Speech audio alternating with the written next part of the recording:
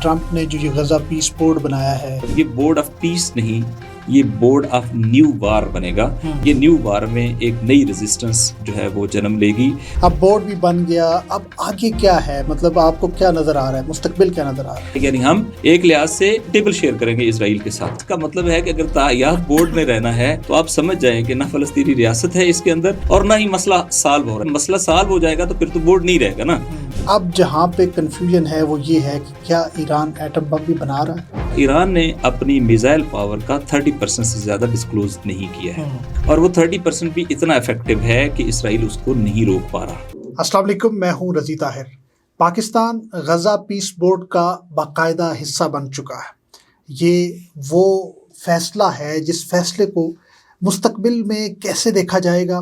क्या एक मरतबा फिर पाकिस्तान के इस फैसले को ब्लैक सितंबर की तरह फ़लस्तीनी अवाम याद करेगी, या कोई तारीख़ी तौर पर फ़लस्तीनी रियासत कायम होने वाली है जैसा कि वज़ीर ख़ारजा ने कहा है। साथ बात करते हैं ईरान पर हमला क्यों रुका, आखिर क्या वजूहात है, ईरान की कमज़ोरियाँ क्या हैं, ईरान की ताकत क्या है। और इन मौज़ूआत पर बात करने के लिए मेरे साथ मौजूद हैं डॉक्टर सैयद नासिर शिराज़ी साहब। अस्सलाम वालेकुम डॉक्टर साहब। वालेकुम अस्सलाम व रहमतुल्लाह।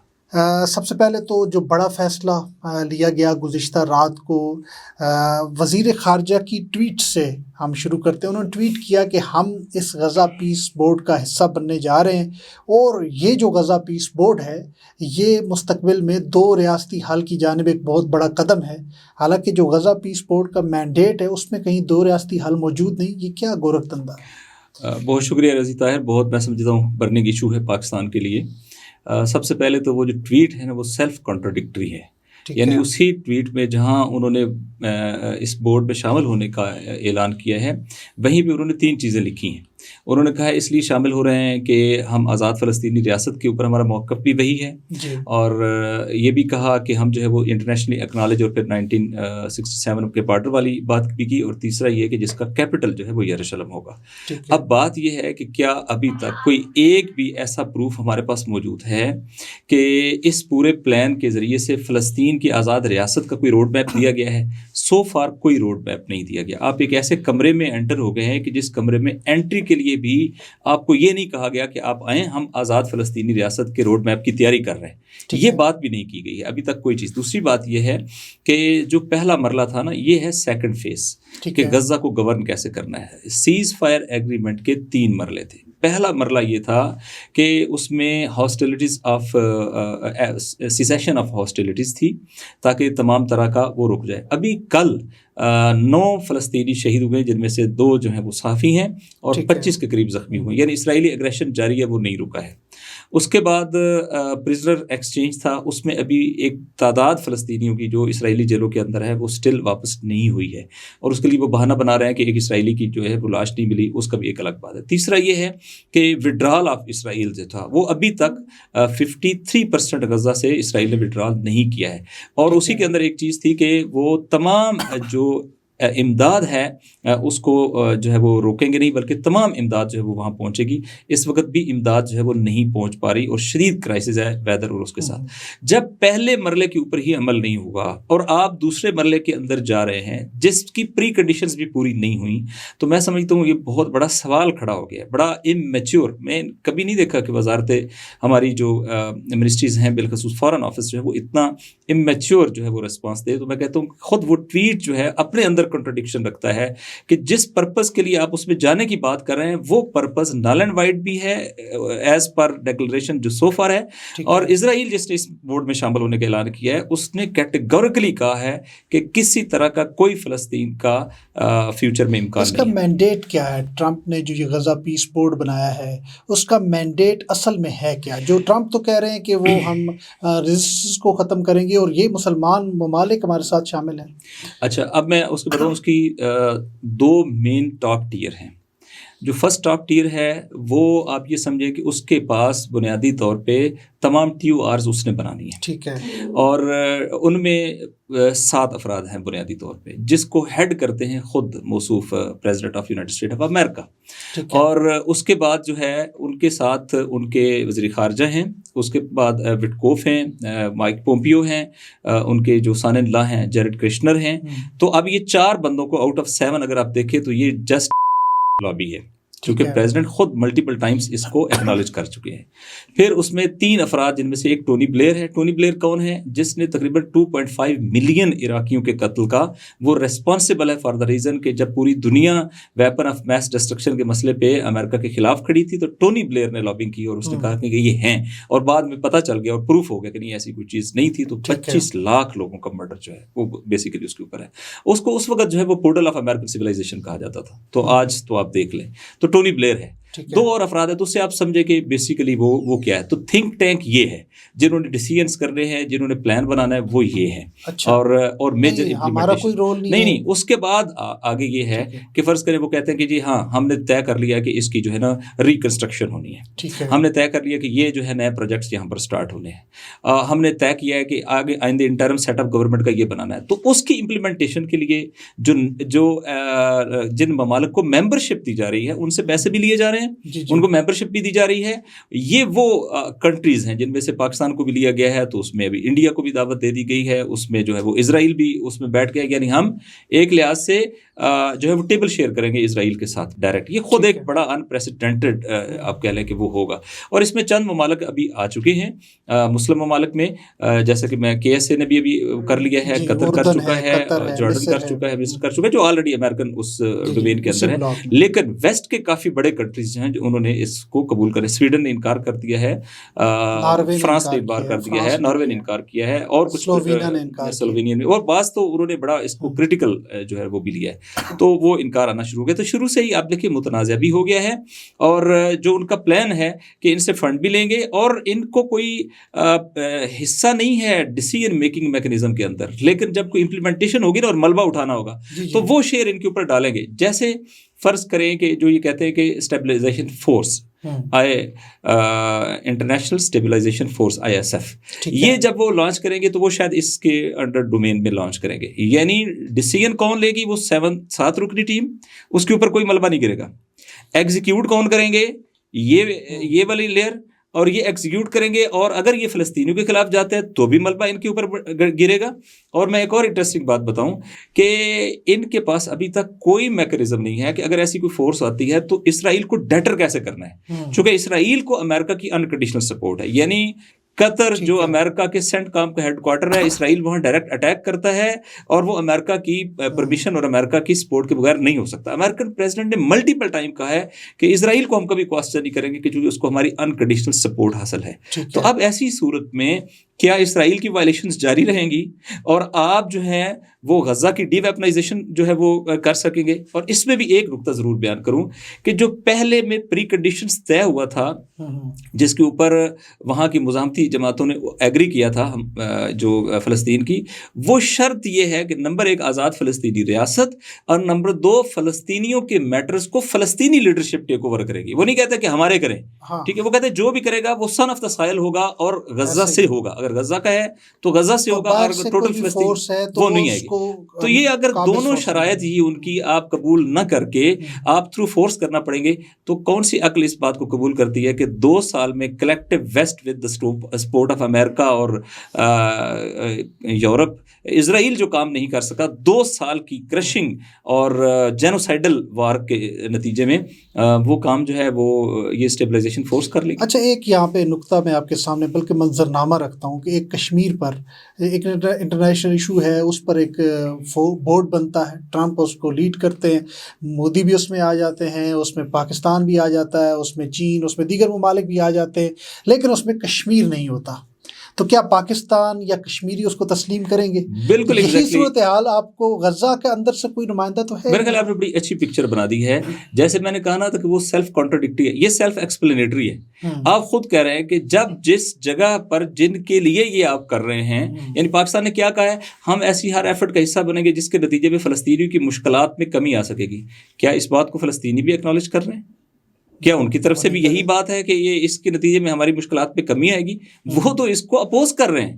تو یہ ایک خود ایک کنٹرڈکشن ہے، اور آپ نے بالکل درست کہا ہے کہ جب ہم کشمیریوں کو ایک مسئلے کا قضیے کا اصل وارث سمجھتے ہیں اور ہمارا رول فیسلٹیشن کا ہے اس انٹرنیشنل رولز اینڈ ریگولیشن کے انڈر، تو پھر جب وہ ایک پیج کے اوپر نہیں ہوں گے اور وہ آپ کے ساتھ نہیں ہوں گے تو آپ کبھی بھی ایسی کوئی چیز امپلیمنٹ نہیں کر سکتے، اور نہ ہی وہ کبھی ویلڈ کاؤنٹ ہوگی. ایگزیکٹلی یہی سینیریو. چلیے اب آگے چلتے ہیں. اب یہ دیکھیں بورڈ تو بنے گا، ظاہر سی بات ہے، ٹرمپ لگے ہیں اور تقریباً بڑے مسلم ممالک ترکی سمیت شامل ہو گئے ہیں. اب بورڈ بھی بن گیا، اب آگے کیا ہے؟ مطلب آپ کو کیا نظر آ رہا ہے، مستقبل کیا نظر آ رہا ہے؟ دیکھیں، ایک تو جو مجھے اس پہ لگ رہا ہے کہ موصوف نے اپنی کوئی فیوچر سیٹنگ بھی کی ہے، چونکہ ابھی ایک میں نے اس کی ڈیٹیل پڑھی ہے، ابھی اس پہ کنفرم نہیں ہے، لیکن جو میرے پاس ڈیٹا ہے اس کے مطابق موصوف خود یعنی تا زندگی ہیں. اچھا، یعنی یہ بورڈ جو ہے تاحیات اس کے تاحیات ہے. اس کا مطلب ہے کہ اگر تاحیات بورڈ میں رہنا ہے تو آپ سمجھ جائیں کہ نہ فلسطینی ریاست ہے اس کے اندر اور نہ ہی مسئلہ سالو ہو رہا ہے، چونکہ جب مسئلہ سالو ہو جائے گا تو پھر تو بورڈ نہیں رہے گا نا. ٹھیک ہے، ایک بات. دوسری بات یہ ہے کہ یہ جب بنیاد ہی آپ ایسے مفروضوں کے اوپر رکھیں گے جو غیر حقیقی ہوں گے تو بلڈنگ کبھی نہیں آگے بڑھ سکتی. تو ابھی جو بنیاد ہے وہ ہے کہ آپ نے فلسطینیوں کو اس کے اندر اکاموڈیٹ ہی نہیں کیا اور آزاد فلسطین ریاست کا کوئی روڈ میپ ہی نہیں دیا. تو یہ بورڈ آف، معذرت میں ورڈنگ کہتا ہوں، یہ بورڈ آف پیس نہیں، یہ بورڈ آف نیو وار جو ہے وہ بنے گا، اور یہ نیو وار میں ایک نئی ریزسٹنس جو ہے وہ جنم لے گی. اور انفارچونیٹلی اس ریزسٹنس میں مجھے یہ ڈر ہے کہ کہیں مسلم ممالک بھی اس عالمی استعماری صہیونی ایجنڈے کا حصہ نہ بن جائے. چلے جی، ماضی میں بھی ہم نے ایک بلیک ستمبر دیکھا تھا اور آج تک فلسطینی اس کو یاد کرتے ہیں. یہ ریمائنڈ کرنا بہت اچھا ہے کہ ہم جو اپنے آپ کو فلسطینیوں کے سٹانچ سپورٹر اور ان کے کاز کے پوری دنیا کے اندر چیمپئنز کہلواتے ہیں نا، ہمارے اوپر ہی بلیک سپتمبر کا داغ ہے اور وہ میس کلنگ ہے جو فلسطینیوں کی ہوئی ہے. تو ہمیں آئندہ کسی ایسے داغ سے بچنے کی پوری کوشش. دوسرے ٹاپک کی طرف بڑھتے ہیں. ایک پوری فضا بنی تھی کہ ایران پر حملہ ہو رہا ہے، ڈونلڈ ٹرمپ روزانہ بیان دے رہے ہیں، احتجاجی مظاہرین کو کہہ رہے ہیں کہ بھائی آپ نکلتے رہو، بس میں آپ کے پیچھے ہوں، موساد کے ایجنٹ بھی آپ کے پیچھے ہیں. وہ اچانک سے وہ غبارے سے ہوا نکل گئی. ایسا کیا ہوا کہ جنگ ہی ٹل گئی؟ دیکھیے رضی، ایک ہوتے ہیں وار گولز اور دوسرا ہوتی ہے آپ کی پرسنل گرج. حملہ کرنے کے پیچھے دو موٹیو ہو سکتے ہیں. جو پرسنل گرج ہے یہ بھی سمجھ میں آتی ہے. پریزیڈنٹ ٹرمپ ہے، اس کی ایک پرسنل گرج ہے. وہ جب دیکھتا ہے کہ کسی کو کہ کوئی اس کی موکری کرتا ہے، کوئی اس کا مذاق بھی اڑاتا ہے، کوئی اس کے دباؤ کے آگے سر تسلیم خم نہیں کرتا بلکہ الٹا ریزسٹ کرتا ہے، تو وہ یقیناً ایک پرسنل انتقام کا جذبہ بھی اس سے ہوتا ہے اور یہ اس کے ایٹیچیوڈ میں ہے. آپ دیکھیں کہ وہ جتنے بھی ان کے الائز تھے ان کے ساتھ اس نے جو بیہیو کیا ہے اس کے اندر بیسیکلی یہ ایک وہ ہے. دیکھیے جو سرکوزی کے ساتھ کیا ہے، جو اس نے یوکرینین پریزیڈنٹ کے ساتھ کیا ہے، جو انہوں نے کینیڈینز کے ساتھ کیا، سب کے سامنے. اچھا، دوسری بات یہ ہے، تو یہ تو ہو سکتا ہے کہ اگر پرسنل گرج کرنے کے لیے امریکن پریزیڈنٹ آرڈر دے اور اپنا ملٹری کوئی اسالٹ کرے، کوئی سرجیکل سٹرائک کرنا چاہے، یہ پاسبلٹی سٹل ایگزسٹ کرتی ہے. دو وار گولز. وار گولز میں کیا وار گولز ہو سکتے ہیں؟ نمبر ایک، رجیم چینج جس کو وہ کہتے ہیں، وہ انہوں نے دیکھ لیا کہ نہیں ہو سکتی. میں پہلے بھی جاؤں گا. پہلے والا جو پلان تھا ان کا 12 روزہ جنگ کے اندر، وہ 3 سٹیپ میں تھا. پہلا سٹیپ تھا ڈی کیپیٹیشن، یعنی اس میں انہوں نے ملٹری لیڈرشپ، پولیٹیکل لیڈرشپ اور ان کی مذہبی لیڈرشپ کو شہید کرنا تھا. وہ ملٹری لیڈرشپ کو شہید کر سکے لیکن پولیٹیکل لیڈرشپ، پریزیڈنٹ بھی بچ گیا، زخمی ہوئے، اور اس کے علاوہ ریلیجیس لیڈرشپ بھی بچ گئی. ود ان آورز انہوں نے اس کو ریپلیس کر دیا. ان کا یہ تھا کہ سیکنڈ فیز اس کے ساتھ ہم شروع کریں گے جب ٹاپ لیئر نہیں ہوگی، تو ٹاپ ٹیئر کی غیر موجودگی میں صوبوں یا استان ان کے جو ہے ان کے اندر جن لوگوں کو موساد نے ٹریننگ دی ہوئی تھی دہائیوں سے، وہ لوگ سارے ایکٹیویٹ ہو جائیں گے. ان کو لوکل ڈرونز دیے ہوئے تھے، فیکٹریاں بنائی ہوئی تھیں، ان کو ٹریننگ دی ہوئی تھی کیسے اپنے حملے کرنے ہیں اور لا انفورسمنٹ کے اداروں کو کیسے سیبوتاج کرنا ہے. تو یہ دوسرا ان کا یہ تھا. یہ کام جیسے ہی شروع ہوا، یہ شروع ہو گیا تھا. پہلا سٹیپ جو ہے وہ جزوی کامیاب ہوا، چونکہ 3 میں سے ایک ٹیئر کو یہ شہید کر سکے اور وہ بھی پوری نہیں. دوسرا سٹیپ ان کا کام شروع ہو گیا، لیکن عین اسی دوران جو ہے ایران نے رسپونڈ کرنا سٹارٹ کر دی، اور ایرانی ریسپانس اتنا ایکوریٹ تھا as per B B C the pointers, یعنی بالکل نقطے کے اوپر لگنے والے میزائل. اور دوسرا یہ کہ وہ ہائپرسونک تھے. امریکہ کا جو ڈیفنس سسٹم ہے وہ بھی اس کے مقابلے میں بیٹھ گیا اور یہ پتہ چل گیا کہ اسرائیل کتنا ولنریبل ہے. تو اب جنگ کہاں چلی گئی؟ اسرائیل کے اندر چلی گئی. تو اسرائیل اب اس جنگ سے فوری نکلنا چاہ رہا تھا، دونوں کو کنٹینیو نہیں رکھ سکتا تھا. لہٰذا اسرائیل نے فوری طور پہ سیز فائر کی ریکویسٹ کی امریکہ کو، اور وہ سیز فائر ہوا جو آپ کے علم میں ہے. تو یہ جنگ کا دوسرے مرحلے کے اوپر ہی اس کو ایک مرتبہ سٹاپ ہو گیا. اب ان کو یہ یقین ہو گیا تھا کہ ہمارے کچھ لوگ بھی ایکسپوز ہو گئے، اور دوسری بات یہ کہ ملٹریلی ہم اپنے وار گولز کو اچیو نہیں کر سکتے ہیں، لہٰذا اب چونکہ وہ ایران میں صرف رجیم چینج نہیں چاہتے، وہ ایران کی ڈس انٹیگریشن چاہتے ہیں، اس کو ٹکڑے ٹکڑے کرنا چاہتے ہیں۔ تیسرا جو اس وقت کا فیز تھا وہ کیا تھا، اب وہ اس کو آپ کو کوریلیٹ بیان کروں گا۔ ان کا خیال تھا کہ جب دوسرا فیز یعنی صوبوں کے اندر یہ وہ ہو جائے گا، ڈسٹربنس کریٹ ہو جائے گی، تو پھر کراس بارڈر انفلٹریشن سٹارٹ ہو جائے گی، چونکہ جو پورس بارڈر ہیں جہاں قانون کے ادارے ذرا کمزور ہوتے ہیں، جیسے خود پاکستان کا بارڈر ہے جہاں داعش بھی ہے اور بلوچ کو علیحدگی پسند بھی ہیں، جیسے ترکی کا بارڈر ہے جہاں کردش ایلیمنٹ جو ہے وہ موومنٹ کرتے رہتے ہیں، جیسے فرض کریں آذربائیجان کا بارڈر ہے، جیسے افغانستان کا بارڈر ہے جہاں ابھی اسٹیبل گورنمنٹ نہیں ہے تو وہاں سے بھی انفلٹریشن ہوتی ہے۔ تو یہ ساری انفلٹریشن جو ہے وہ ملیٹنٹس کی ہو جائے گی، اور ان سب کو پیچھے سے وہ مینیج کر رہے تھے۔ اب کیا ہوا ہے، اب یہ ہوا ہے کہ ان کا خیال تھا کہ اگر ہم نے یہ فوری انیشیٹ نہ کیا اور ملٹری گول نہیں حاصل ہو سکے تو ہم نے ڈیجیٹل ٹیررزم جس کو کہتے ہیں یا سافٹ کو کرنے کی کوشش نہ کی تو یہ لوگ بھی پکڑے جائیں گے اور ہم آئندہ کئی سال کے لیے ایران میں کوئی بڑا آپریشن نہیں کر پائیں گے۔ تو انہوں نے اس سیکنڈ فیز کو جلدی انیشیٹ کرنے کی کوشش کی، چونکہ ایران اب اس کے اوپر کام کر رہا تھا۔ اب جب انہوں نے یہ انیشیٹ کرنے کی کوشش کی تو اب چارہ نہیں تھا، چونکہ اب ملٹری پریشر نہیں ہے پہلے والا۔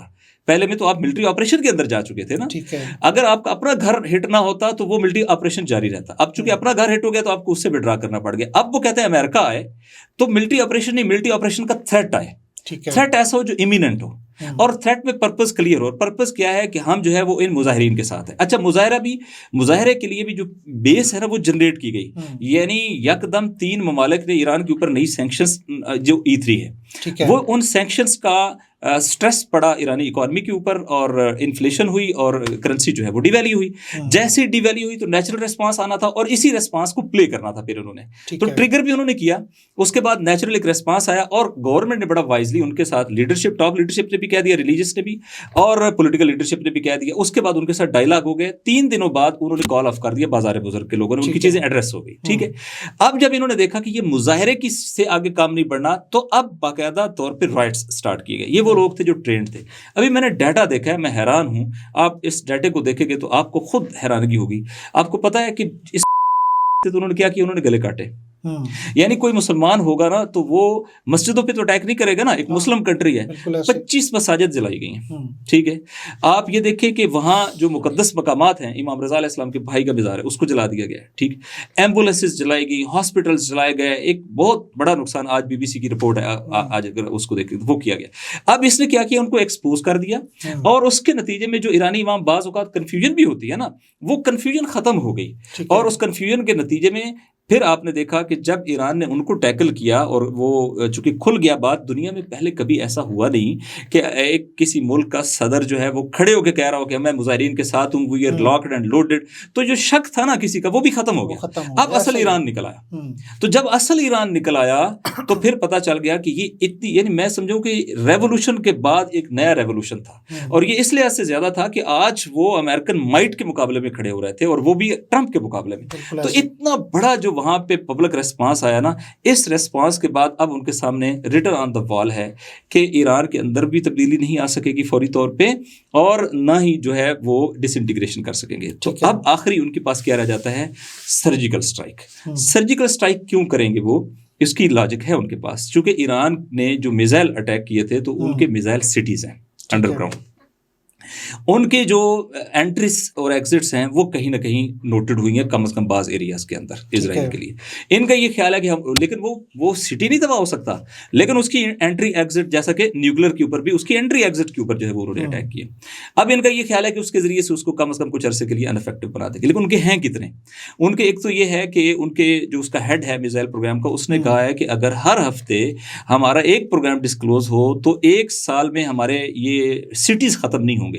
اور ابھی انہوں نے اپنے سمندر کے سٹیز کا پہلا سٹی جو ہے انڈر گراؤنڈ جو سی کے اندر ہے وہ انہوں نے پہلا ڈسکلوز کیا ہے، وہ بڑا ہارفک ہے۔ تو اب یہ سمجھ میں آ گئی کہ یہ بھی ہے کیپیسٹی بھی، 3 چیزیں ہوتی ہیں، کیپیسٹی، کیپیبلٹی اور ول ٹو ایکٹ۔ تو کیپیبلٹی آ گئی، کیپیسٹی بھی آ گئی، اب ہے ول ٹو ایکٹ۔ کہ اب ایران کے پاس دور تک مار کرنے کی صلاحیت بھی ہے اور اس کے پاس اس کو مسلسل، چونکہ یہ جو میزائل سٹی ہے نا، یہ را مٹیریل سے لے کے میزائل تیاری تک یہ ساری صنعت اس کے اندر ہے، یہ انڈسٹری ہے، یہ ذخیرہ نہیں ہے، یہ پورے کا پورا فیکٹری ہے جس میں یہ چیزیں تیار ہونی ہیں۔ اب اس کا مطلب کیا ہو گیا کہ جب یہ ہے اور اس کے ساتھ پولیٹیکل ول ہے، اور ول میں انہوں نے واضح طور پہ کہہ دیا کہ اس ریجن کے اندر کوئی امریکن اڈا محفوظ نہیں رہے گا، تو اب اس کی گلوبل امپلیکیشنز تھی، یعنی امریکہ کے لیے بھی تھی کہ اس کی گلوبل ڈومیننس کیسے شرنک کرے گی، وہ غزہ میں اپنے اہداف حاصل نہیں کر سکے، ادھر سے اگر یہ جنگ شروع ہوتی، آپ مجھے خود بتائیں جو عین الاسد کے اوپر ہوا، عین الاسد خالی کرنا پڑا امریکہ کو، جو ابھی الوداعد کے اوپر ہوا ہے اس کے اوپر بھی ابھی کافی انہوں نے ویکیٹ کر دی تھی، لیکن الوداعد کو تو نہیں کہیں شفٹ کر سکتے، الوداعد تو ہے وہ ہیڈ کوارٹر ہے، بالآخر وہاں انسٹالیشنز لگی ہوئی ہیں۔ تو مجھے بتائیں یہ 4-5 اڈے اگر امریکہ کے نہ ہوں، 5th فلیٹ نہ ہو بحرین کے اندر، اور ان کا جو وارشپ ہے یہ اگر ہٹ ہو جائے، تو امریکہ اس خطے کے اندر کیسے رول پلے کر سکے گا؟ ہر چیز تو امریکہ سے آ کے نہیں ہو سکتی، پاسبل ہی نہیں ہے۔ تو انہیں پتا چل گیا کہ پھر یہ ایسکلیٹ کرے گی اور وہ ان کے لیے انبیئریبل لاس ہوگا، لہٰذا امریکن پریزیڈنٹ کو یہ ریلائز ہو گیا کہ اس گرج تو پوری ہو سکتی ہے لیکن اس کے بعد جو ایسکلیشن ہوگی وہ امریکہ کے کنٹرول میں نہیں ہوگی۔ اچھا، کل ایک رپورٹ ہے wired.com کی جو اسرائیل کا ایک ویب سائٹ ہے، نیوز ہے، اس نے کہا ہے کہ جو اسرائیل ہے وہ 700 میزائل میکسیمم ایران کے وہ برداشت کر سکتے ہیں، ہم اس کو روک سکتے ہیں، لیکن اگر امریکہ جنگ کرنا چاہتا ہے تو رجیم چینج میں کامیابی کا اسے ایک مکمل طور پر بتانا پڑے گا کہ رجیم چینج ہوگا۔ اب ایران کے پچھلے ایک اور رپورٹ میں نے پڑھی تھی، اس میں یہ آیا کہ جب سے یہ جنگ ختم ہوئی ہے 2000 نئے میزائل ایران نے بنائے ہیں۔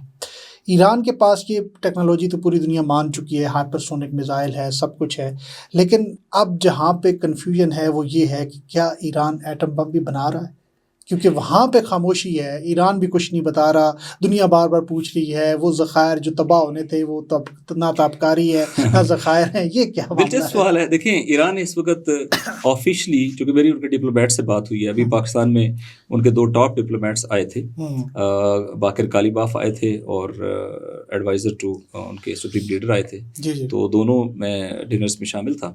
تو ایک پالیسی ہوتی ہے ایمبیگیٹی کی، ان کی پالیسی شاید ایمبیگیٹی ہے، وہ کہتے ہیں کہ ہم کیوں بتائیں کہ اسٹرائک پائل کہاں ہے، آپ نے حملہ کیا تھا، آپ بتائیں آپ کدھر ہے، اگر آپ مطمئن ہیں تو بس مطمئن ہیں۔ خود ان کی سپریم لیڈر کی میں نے گفتگو سنی تو وہ بالکل ایسے ہی ہے، وہ کہتے ہیں کہ اگر اس خوش فہمی میں آپ زندہ رہنا چاہتے ہیں کہ وہ ختم ہو گیا تو رہیں خوش فہمی میں۔ تو یہ بہت بڑا ان کے لیے خود کرائسس ہے کہ اگر کلیم آپ نے کیا ہے کہ ہم نے اینہیلیٹ کر دیا ہے نیوکلیر پروگرام، تو پھر تو آپ کو مطمئن ہونا چاہیے، پھر آپ کو دوبارہ حملے کی بات کیوں کرنی پڑ رہی ہے؟ اس کا مطلب یہ ہے کہ خود آپ کو یقین نہیں ہے، یہ ایک بات ہے۔ دوسری بات یہ ہے کہ ابھی تک تو ایران نے جو ثابت کیا ہے، جیسا آپ نے کہا، ایران نے اپنی میزائل پاور کا 30% سے زیادہ ڈسکلوز نہیں کیا ہے، اور وہ 30% بھی اتنا افیکٹو ہے کہ اسرائیل اس کو نہیں روک پا رہا۔ تو آپ 700 کی بات کریں، یہ بھی مجھے لگتا ہے ایگزیجریٹڈ اس نے کہا ہے، ظاہر ہے اپنے ملک کی انہوں نے تھوڑا بہت وہ کرنا ہے، یہ تو اس سے بہت کم پہ فارغ ہو جائیں گے، چونکہ ہے ہی ایک ٹائنی اسٹیٹ، اور اس کے جو میجر اسٹریٹجک سیکیورٹی ایسٹس ہیں، اگر وہ ان کے وہ ہو جائیں گے تو یہ پاپولیشن بھاگ جائے گی، ٹھیک ہے۔ الٹیمیٹلی ان کے پاس کوئی چارہ نہیں ہے، وہ 700 بھی نہیں وہ کر سکتے۔ اور ایران کی جو جیوگرافیکل ڈیپتھ ہے، ذرا اس کو غور کریں، اس کو کوئی غور نہیں کرتا۔ ایران جو ہے وہ ان پہاڑوں کا مجموعہ ہے جو ناقابل عبور ہیں، ان پہاڑوں کے اندر ایران نے اپنی انسٹالیشنز بنائی ہوئی ہیں کہ جو اپروچیبل نہیں ہیں، لہٰذا آپ 1-2 جو ان کے ساحلوں کے کنارے ہیں یا ان کے فرض کریں کہ آپ کے شہروں کے نسبتاً نزدیک ہے، ان کو ہٹ کر لیں گے تو وہ تو بہت لمبی جنگ کے لیے تیار ہیں، ٹھیک ہے، اور آپ لمبی جنگ افورڈ ہی نہیں کر سکتے۔ ان کا سائز دیکھیں، ان کی آئیڈیالوجی دیکھیں، ان کی جیوگرافیکل ڈیپتھ دیکھیں، ان کی ٹیرین دیکھیں، آپ تو بالکل ان کے سامنے ہاتھ کی ہتھیلی کی طرح ہیں، وہ تو ایسے نہیں ہیں۔ ابھی میں آپ کو بتاؤں ایران کو نیوکلیر کی کیا ضرورت ہے، اور یہ میں ڈاکومنٹڈ بات کر رہا ہوں۔ اگر ایران کے میزائل ڈیمونا کے نیوکلیر پاور پلانٹ کو ہٹ کر دیں تو کیا ایران کو ادھر سے کوئی نیوکلیر وار ہیڈ بھیجنے کی ضرورت ہے، یا خود اسرائیل کے لیے اپنا ہی نیوکلیر اپنی ہی تباہی کا سبب بن سکتا ہے؟ تو بڑا واضح ہے، میں سمجھتا ہوں کہ اس وقت اسرائیل بڑا ولنریبل ہے، اور ان کے پاس ابھی اپنے ہی گھر میں کچھ کہنے کو نہیں ہے کہ ہم نے کیا اچیو کیا. بھائی 2 سال کے بعد اگر آپ کو بورڈ آف پیس بنا کے یہ کہنا پڑ رہا ہے کہ جو کام اسرائیل نہیں کر سکا وہ ہم ان کے ذریعے سے کریں گے, تو آپ اسرائیل میں کیا بتا رہے ہو کہ 2 سال میں اسرائیلی ملٹری کا یہ اتنا بڑا فیلئر ہے. ٹھیک ہے. اس کے بعد آپ نے کہا ہم نے ایران کے اوپر حملہ کیا چونکہ ایران سے امییننٹ تھریٹ تھا. وہ کون سا تھریٹ تھا جو اب ختم ہو گیا ہے؟ وہ تو اسی طرح اس سے زیادہ بلکہ زیادہ پاورفل انداز میں لگا. اور جو ٹائم سپیس ایران کو ملی, آپ کیا سمجھتے ہیں ایران نے اس کے حوالے سے اپنی چیزیں پلان نہیں کی ہوئی؟ تو وہ میرا خیال ہے بہت اگریسو. اور اب ایک لینگویج کا فرق ہے. پہلے ایران کا تھا اپروپریٹ ریسپانس کا, ٹھیک ہے. اب میرا خیال ہے ایران کی پالیسی بڑی چینج ہے, اور ان کی پالیسی ہے کہ وہ کرشنگ ریسپانس دیں گے. اچھا, وہ اتنا نہیں دیں گے کہ جس کے بعد باتیں کہیں بیٹھ جائیں, وہ کرشنگ ریسپانس دیں گے تاکہ اس خطے کے اندر کم از کم ایک ٹرینڈ سیٹ کر دیں. یہ دوبارہ جو بار بار والا ہے نا, یہ چیز نہ ہو سکے اور نفسیاتی جنگ جو ہے وہ نہ ہو سکے. تو یہ خود ان کو اندازہ ہو گیا ہے. لیکن پھر بھی میں آپ کے پروگرام میں چونکہ یہ ڈاکومنٹ بنتا ہے, یہ کہہ رہا ہوں اسٹل جو ایک پرسنل گرج ہے پریزیڈنٹس کی, وہ that may lead to an military escalation in the region. بہت شکریہ آپ نے وقت دیا, اور آپ کا بہت شکریہ.